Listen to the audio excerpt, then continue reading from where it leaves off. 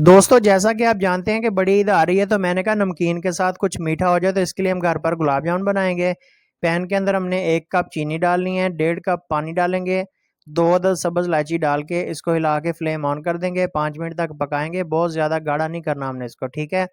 दूसरी साइड पर हमने ब्रेड लेकर इसको साइडों से काट देना है। काटने के बाद हमने जो है ना इसका चूरा बना लेना है। ये देखें, चूरा बनाने के बाद मिल्क पाउडर डालेंगे 1 चम्मच, दूध आधा गिलास, देसी घी 1 चम्मच डाल के इसकी अच्छी तरह से डोज तैयार कर लेंगे। दोनों हाथों को ऑयल लगा के हल्का सा छोटा सा पेड़ा लेके इसको गोल कर लेंगे हाथों की मदद से।